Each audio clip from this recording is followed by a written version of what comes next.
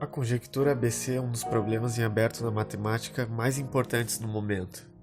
Embora seja relativamente novo, formulado em 1985, possui grandes implicações, e se ele for resolvido, muitos outros também serão por consequência, como o famoso último teorema de Fermat, embora já tenha sido demonstrado separadamente.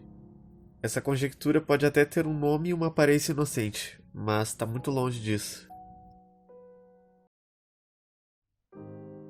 E em 2012, um matemático japonês chamado Mochizuki, já conhecido mundialmente, surpreendeu a comunidade matemática quando publicou em seu próprio site o seu trabalho de mais de 500 páginas, que seria a solução da conjectura. A notícia circulou rápido, mas o que ninguém esperava é que o texto era incrivelmente difícil de se entender. O próprio orientador do doutorado de Mochizuki disse o seguinte a respeito: "Tentei ler e em algum momento desisti. Não entendo o que ele está fazendo." Detalhe que esse orientador já ganhou a medalha Fields, que é o prêmio máximo da matemática para matemáticos até 40 anos.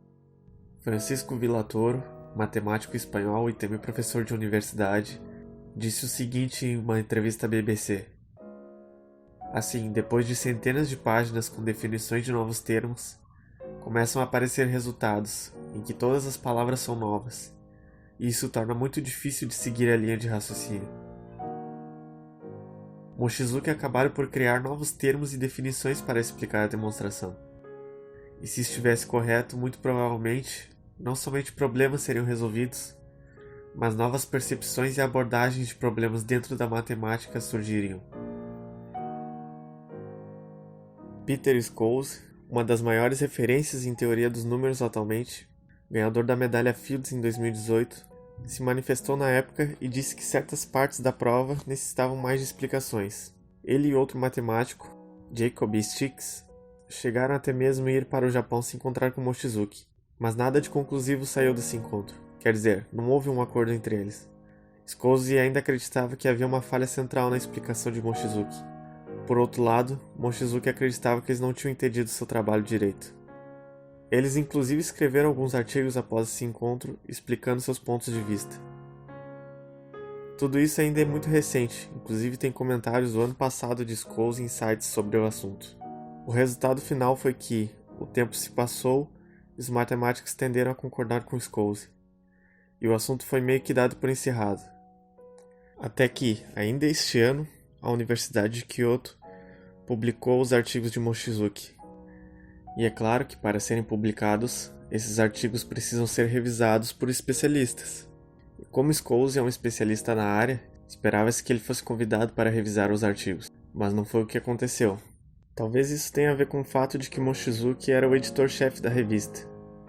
Ou talvez é só uma coincidência, não sei. Mas o fato é que nós estamos na situação em que a conjectura ABC no mundo inteiro é apenas uma conjectura, mas em Kyoto já virou um teorema. O que afinal essa conjectura diz? Esse problema nasce da operação mais elementar da matemática, que é a soma. Então digamos que eu tenha, por exemplo, a seguinte soma: 1 mais 8 igual a 9. Quais são as propriedades destes números? Duas são importantes aqui neste caso, que são que esses números são inteiros positivos e também são primos entre si, ou seja, o único divisor comum entre eles é o 1. E aqui entra um outro conceito muito importante, que é o conceito de radical, que é diferente daquele da radiciação. Se eu pego esses três números e escrevo como uma multiplicação 1 vezes 8 vezes 9, eu também posso escrever como 2 elevado ao cubo vezes 3 elevado ao quadrado, cujo resultado é 72. O radical deste número vai ser o resultado da multiplicação entre os diferentes fatores primos dessa multiplicação, que neste caso é 2 vezes 3, que é 6. Vejamos outro exemplo. Se eu tenho 5 mais 27 igual a 32, aqui também são números inteiros positivos e também primos entre si. Se quisermos o radical de 5 vezes 27 vezes 32, que também podemos escrever como 5 vezes 3 elevado ao cubo vezes 2 elevado a 5. Basta olharmos os diferentes fatores primos dessa multiplicação, que nesse caso são 5, 3 e 2, e multiplicá-los. E neste caso fica 5 vezes 3 vezes 2, que é 30. Com esses conceitos podemos expressar a conjectura de forma mais geral. Sejam ABC números inteiros positivos e primos entre si, tal que A mais B é igual a C. Os casos em que o radical de ABC elevado a 1 mais epsilon é menor que C para um epsilon maior que zero são casos finitos. Se nós olharmos para os exemplos citados, vemos que C é maior que o radical. No primeiro caso, o radical é 6 e C é 9. No segundo caso, o radical é 30 e C é 32, ou seja, em ambos os casos, C é maior que o radical.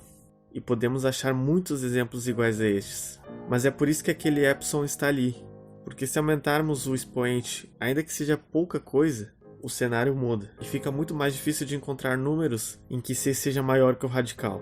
E é isso que está tentando se provar, que se o radical estiver elevado a um número maior que 1, por mínima coisa que seja, somente haverão alguns casos em que C será maior que o radical.